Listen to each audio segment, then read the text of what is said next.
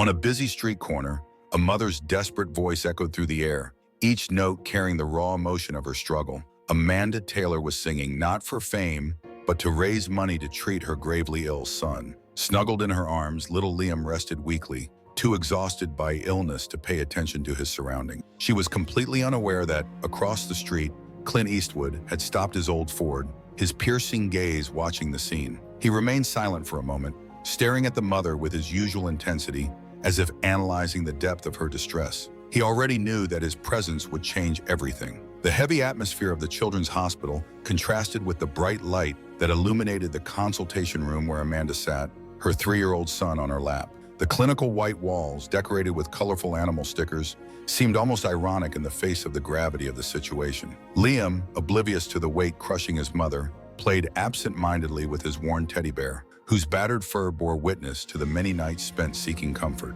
Across from them, Dr. Evelyn Carter, a kind-eyed, graying-haired pediatric oncologist, flipped through medical records, each sheet a piece of the terrible puzzle that made up Liam's condition. She took a measured breath before speaking, her tone a blend of professionalism and sincere compassion. "Amanda," she said softly, meeting the young mother's worried gaze. "I'm afraid Liam's latest results confirm our worst fears. He has stage 4 neuroblastoma." Amanda's arms tightened instinctively around her son, her heart beating wildly. "Stage 4, she murmured, as if the words were escaping her. The doctor nodded gravely. "The cancer has spread from his adrenal gland to part of his left kidney." She picked up one of the scans on her desk and held it up to the light. "Look here," she said, pointing to dark areas on the image. "You can see the progression of the disease." Amanda leaned in, her eyes trying to make sense of the shadows and indistinct shapes. But to her, it was just a jumble of gray spots, while to the doctor, it was the map of the enemy eating away at her son. "What does this mean for Liam?" asked Amanda, in a trembling voice. "He's got... how long?" She couldn't finish her sentence. Dr. Carter put the scan down gently and looked at her with deep empathy. "Amanda, I want to be honest with you.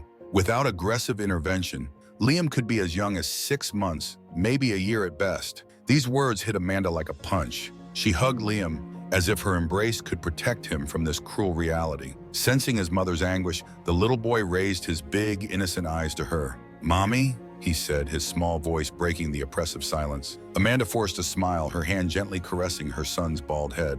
"It's going to be all right, love," she murmured, though she wasn't sure.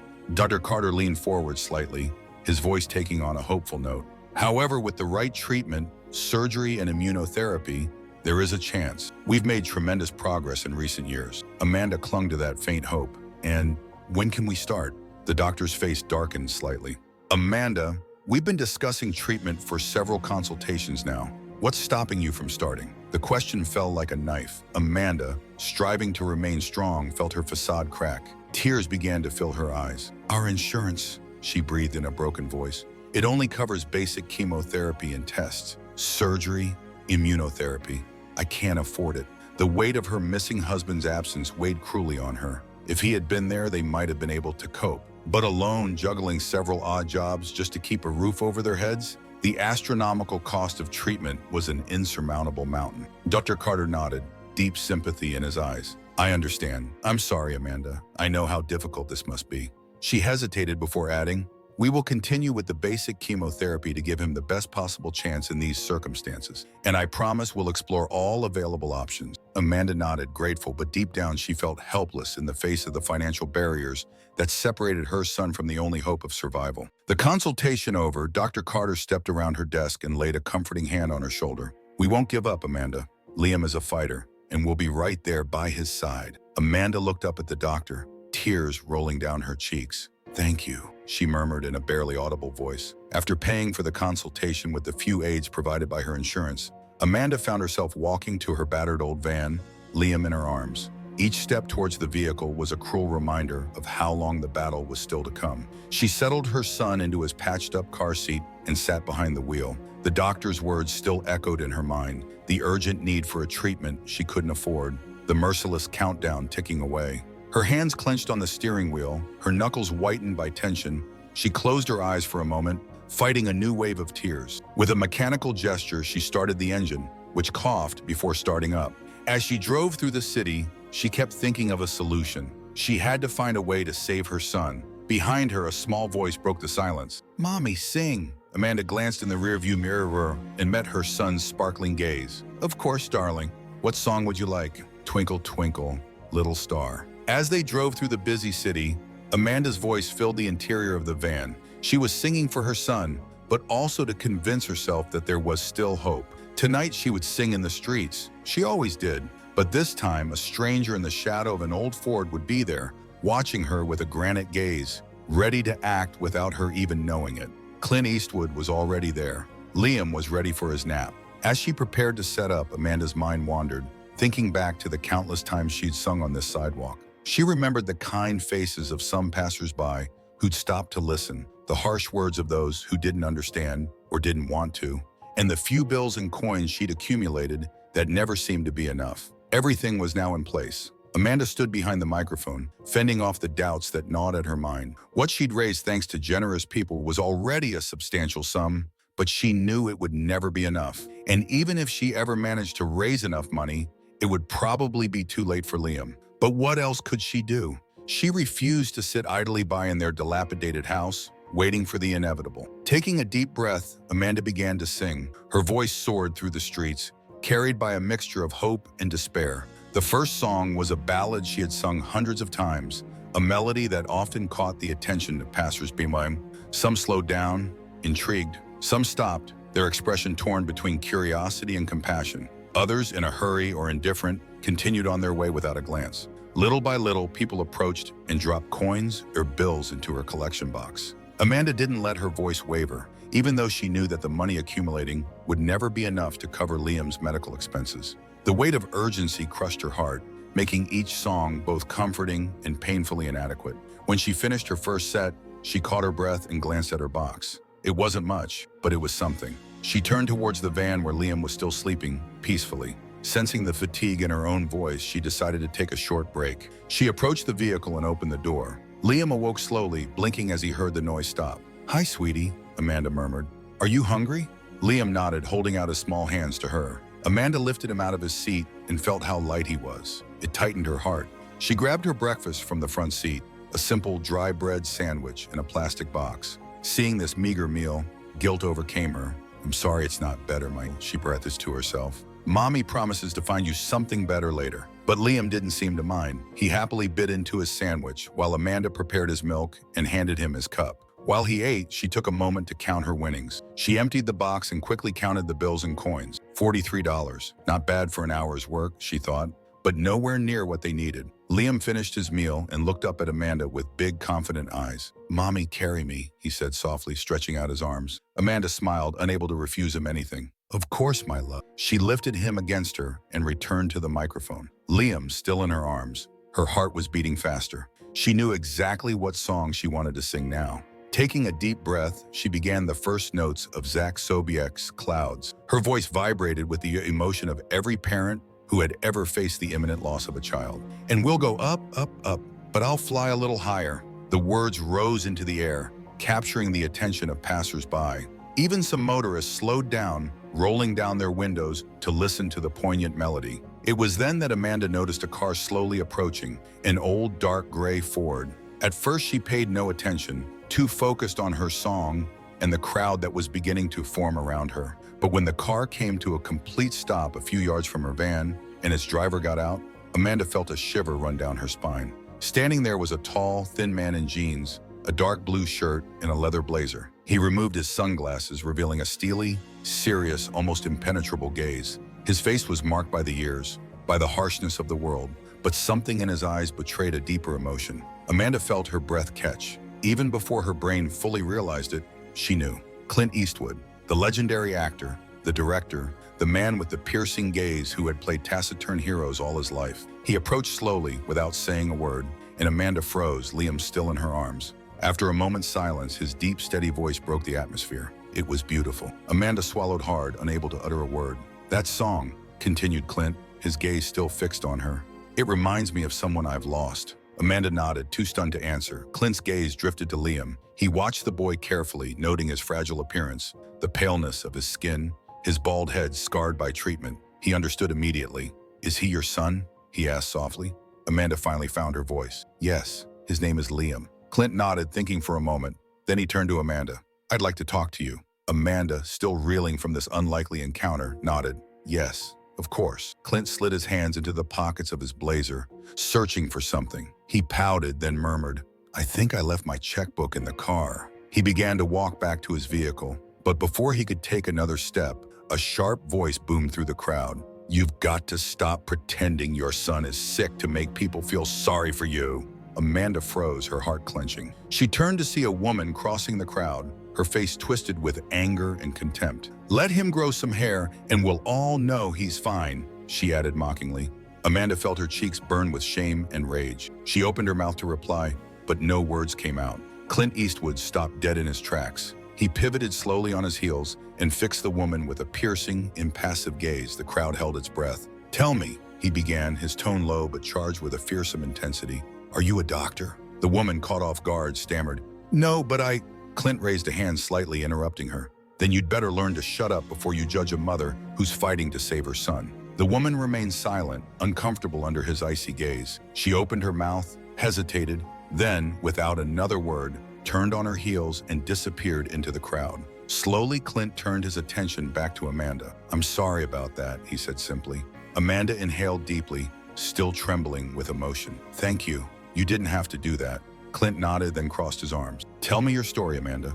She hesitated, then for the first time in a long time, allowed herself to open her heart. And Clint Eastwood, that hard man with the granite gaze, listened attentively to every word. I'm sorry, he said in a deep but gentle voice. It's an uphill battle, for anyone, so for a child so young? Amanda nodded, struggling to swallow the emotion that threatened to overwhelm her. We found out a few months ago, she began, her voice trembling. The cancer started in her adrenal gland, but spread to her left kidney. Our insurance only covers basic chemotherapy and consultations, but what Liam really needs is surgery to remove the cancer cells, followed by immunotherapy. She looked down at Liam, who was absent-mindedly playing with the collar of his t-shirt, oblivious to the seriousness of the conversation. I sing, and I've been begging on the street for months trying to raise the money. People are generous, far more than I could ever thank them, but it's not enough. It'll never be enough. Clint Eastwood listened in silence, his arms crossed, his gaze dark under his furrowed brows. And the doctors? He asked, his voice calm but serious. What do they say about her chances? Amanda felt tears welling up in her eyes. Without the full treatment, they say he's only got 6 months, a year at best. She quickly wiped her face, not wanting Liam to see her cry. But with the right treatment, there's hope, real hope. I just can't afford it. Clint nodded slowly, thoughtfully. He seemed about to say something when Amanda, overcome with emotion, spoke again, her voice full of desperate urgency. I can prove that his condition is real, she said hastily. I have his medical records in the van. I know some people think I'm making this up, but I would never do that. Clint raised a hand to stop her, his gaze as piercing as ever. You don't have to prove anything, Amanda, he said calmly. I believe you. He reached into his blazer and pulled out his wallet. Amanda held her breath as he opened an old checkbook. Her heart raced as she watched him reach for his pen. Then, to her astonishment, he tore the check in half. I'm sorry, Amanda stammered, thinking she'd said something wrong. I shouldn't have. But Clint flashed a slight smile, charged with implacable determination. No, Amanda, I'm tearing up that check, because what I have in mind is worth a lot more than a piece of paper. Amanda stared at him, wavering between confusion and hope. What's that supposed to mean? Clint laid the pieces of the check on the hood of his car and crossed his arms. I see in you more than a mother in distress. I see someone with talent, and that talent deserves to be seen. Her eyes lit up with a sudden idea. I've got a proposition, but I need to make a phone call. Can you wait for me here? Still stunned, Amanda simply nodded. She watched as he returned to his old gray Ford, pulled out his phone and dialed a number. He spoke briefly, his tone low and authoritative, implying that he was arranging something important. Meanwhile, Amanda looked down at Liam, who was leaning against her, tired. Sleepy again, darling? She whispered, gently caressing his cheek. The little boy nodded. Why am I always tired? I want to play. Amanda felt her heart clench. I don't know, Angel, she murmured, answering him as much as herself. But I think things are about to change. After what seemed like an eternity, although it was only a few minutes, Clint returned with an enigmatic smile. Good, he said, clapping his hands gently. I want you to keep singing. Can you do that for me? Amanda, still in shock, hesitated for a moment before nodding. Of course I can. Perfect, Clint replied, nodding. I'll be right back. Just keep doing what you do best. And with that, he climbed into his Ford and drove off into the night, leaving Amanda standing on the sidewalk, wondering if it was all a dream. Taking a deep breath, she placed Liam back in his car seat, making sure he was comfortable, then returned to her microphone and began singing again. But this time something was different. She knew Clint Eastwood was up to something. Amanda had just finished her 5th song since Clint's departure when she heard the distinctive rumble of an approaching engine. To her surprise, it wasn't just Clint coming back. Behind him, a van filled with sound equipment. As the vehicles pulled up, Amanda saw several men get out and start unloading speakers, microphones, and even spotlights. Clint got out of his car, his face lit up by a rare but sincere smile. "What the?" stammered a bewildered Amanda. Clint ran a hand through his graying beard and replied, "I remembered there was an audio store on this street, and I was right. Here is something to build you a real little stage." As the crew quickly set up the equipment, Clint turned to Amanda. "If it's okay with you, I'd like to broadcast this live. People can hear your voice, hear your story, and help Liam." Amanda's eyes misted over. I don't know what to say. It's incredible." Clint nodded, his expression serious again. "You've got talent, Amanda, and above all, a cause that deserves to be heard. Let's see if we can do something big here." As the improvised stage took shape, a small crowd began to gather, intrigued by the unusual bustle and the presence of Clint Eastwood himself. The old actor addressed Amanda. "Are you ready?" Amanda glanced at the van where Liam was sleeping peacefully. She thought of all the months of struggle, the nights singing in the rain, the days when she'd earned next to nothing. And now, this opportunity had fallen from the sky. She straightened her shoulders and fixed Clint with a determined gaze. I'm ready for it." Clint nodded in agreement. "So, let's do it." He pulled out his phone and began streaming the live feed. "Ladies and gentlemen," he said in a calm but powerful voice, "you're about to discover something very special. This is Amanda, and she has a voice that will blow you away. But most of all, she has a story you need to hear." Amanda stepped up to the microphone. The professional equipment gave her voice a new power. "Good evening, everyone," she said, her voice clear and strong. "My name is Amanda, and this is for my son, Liam." Then she began her first song. Her song echoed through the night, rising above the city. Passers-by stopped, captivated. Some wept. Others picked up their phones to make a donation. And in the midst of it all, Clint Eastwood watched silently, a slight smile on his lips. Amanda and Liam's battle had just taken an unexpected turn. "I want to show you something." Amanda hesitated for a moment. The day's events had been so extraordinary that this new offer of kindness seemed almost too good to be true. But seeing Clint Eastwood's sincere expression, she felt compelled to trust him. She nodded.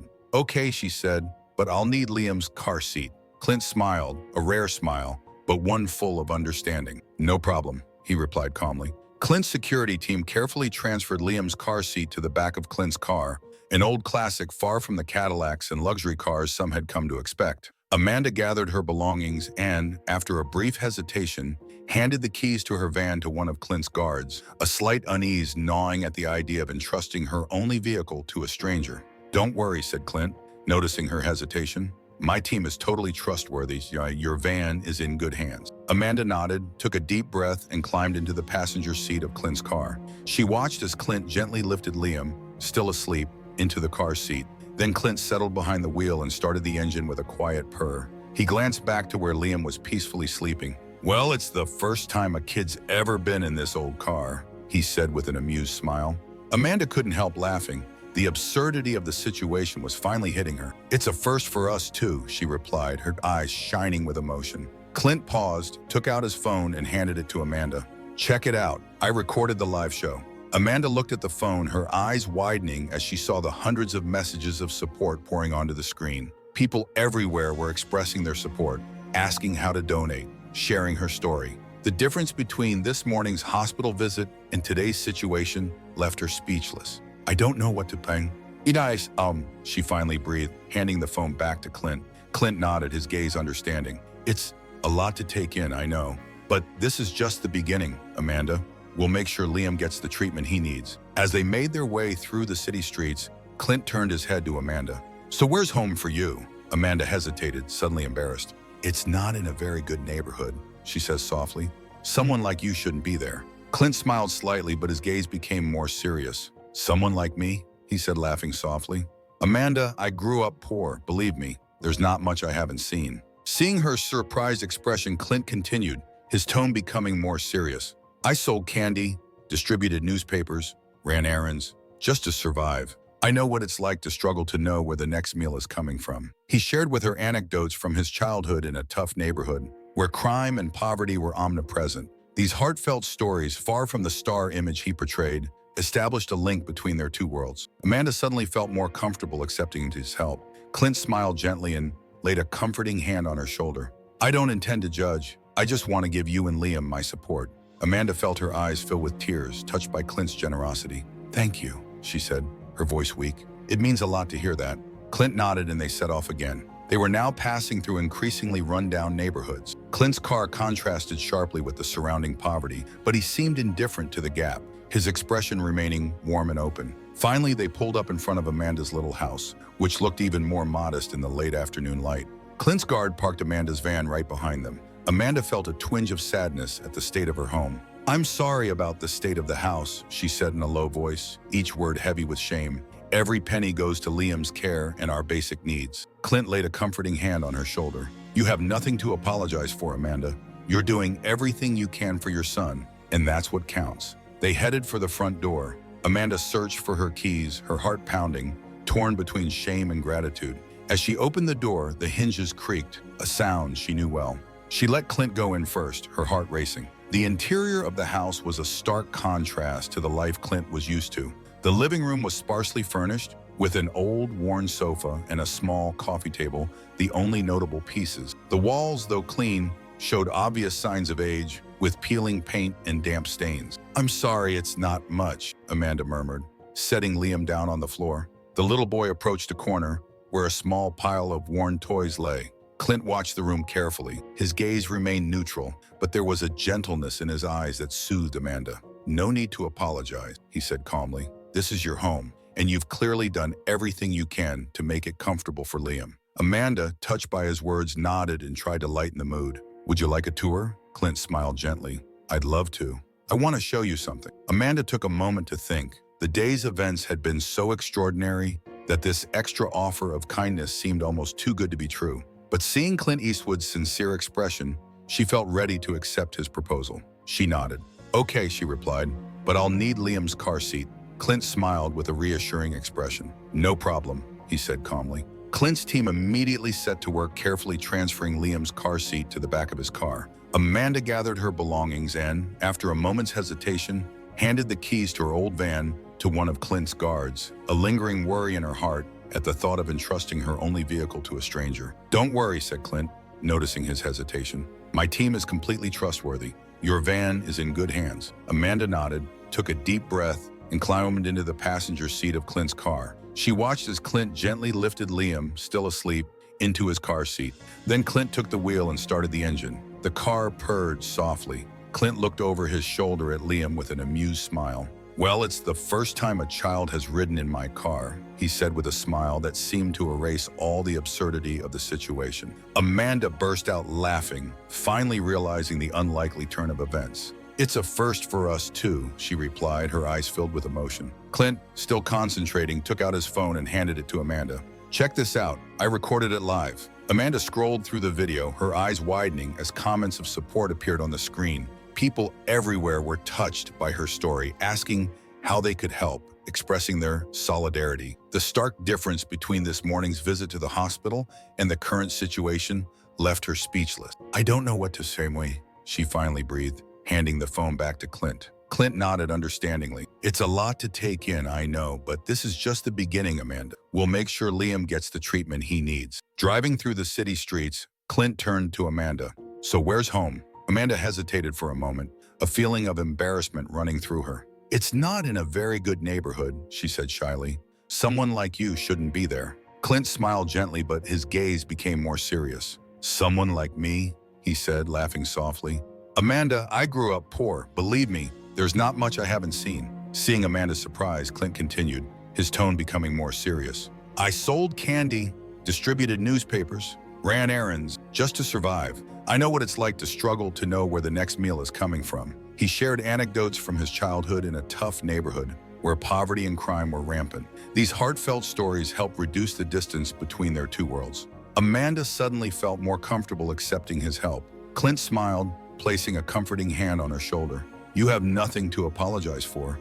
You're doing everything you can for your son, and that's what counts. They continued on their way through increasingly run-down neighborhoods. Clint's car contrasted sharply with the surrounding poverty, but he seemed indifferent, his expression remaining open and warm. Finally, they pulled up in front of Amanda's small, dilapidated house. Clint's guard parked Amanda's van right behind them. Amanda felt a twinge of sadness at the state of her home. "I'm sorry about the state of the house," she said softly, almost in a whisper. "Every penny goes to Liam's care and our basic needs." Clint laid a comforting hand on her shoulder. "You have nothing to apologize for, Amanda. What you do for your son is all that matters." They headed for the front door. Amanda searched for her keys, her heart racing, torn between embarrassment and gratitude. As she pushed open the door, the hinges creaked, a sound she knew well. She let Clint in first, her heart beating fast. The interior of the house was in total contrast to the life Clint was used to. The living room was sparsely furnished, with an old sofa and a small coffee table, the only furniture of note. The walls, though clean, showed obvious signs of age, peeling paint and damp stains. "I'm sorry it's not much," Amanda murmured, setting Liam down on the floor. The little boy approached a corner where a small pile of toys lay. Clint observed every detail of the room. He showed no apparent emotion, but a gentleness in his gaze put Amanda at ease. "No need to apologize," he said calmly. "This is your home, and you've done everything you can to make it comfortable for Liam." Amanda, touched by his words, nodded. "Would you like a tour?" Clint smiled gently. "I'd love one."